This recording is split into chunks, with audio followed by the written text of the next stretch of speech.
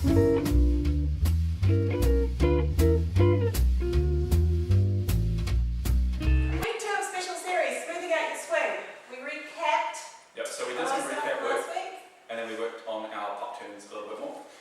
what we're doing with our pop turns, guys, is I was rocking away.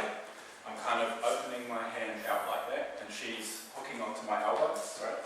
So as I pull my elbow in when I do that, I'm pulling on her hand, which is connected to it. So I go 1, 2, I take a step back, which gives her the line as well. Yeah. So I'm going to go 1, 2, 3, and 4, 5, and 6. Yeah, that's good. Yep, so then we moved on to swing out, so we're doing some leading on two stuff.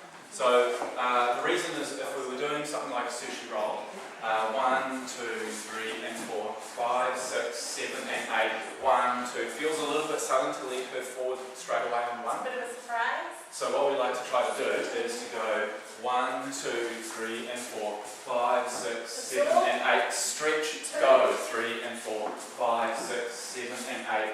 1, 2, 3, and 4, 5, 6, 7, and 8. 1, 2, 3, and 4, 5, 6, 7, and 8. So you're basically just allowing your follower to absorb her natural rotation. She's spinning clockwise this way.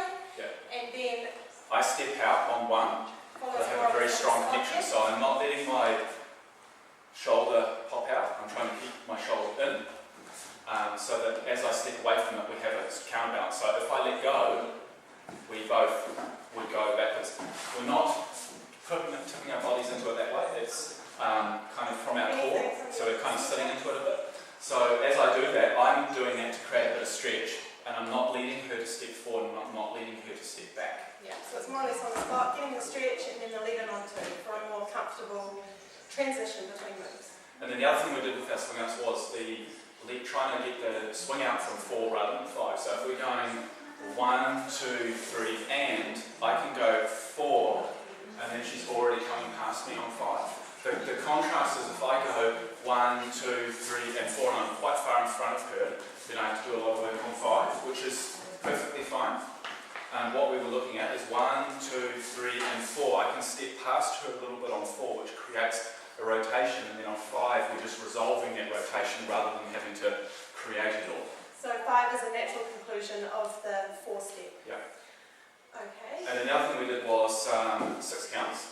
So we did 1, 2, 3, and 4, 5, and 6, stretch, 2, 3, and 4, 5, and 6, stretch, 2, 3, and 4, 5, and 6, stretch, 2, 3, and 4, 5, and 6. So again, it's stretching on 1, and then leading on 2 like the swing out, but it's a 6 count moves.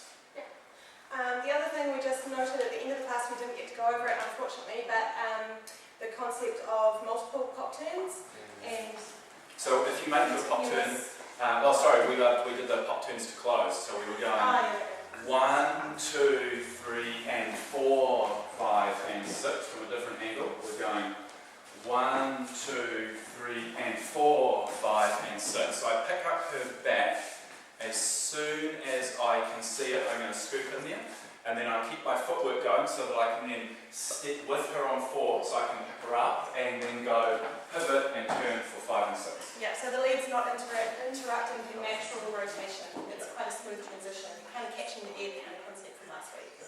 And you can repeat that. You can then go 1, 2, 3, and 4, 5, and 6. 1, 2, 3, and 4, 5, and 6. 1, 2, 3, and 4, 5, and 6.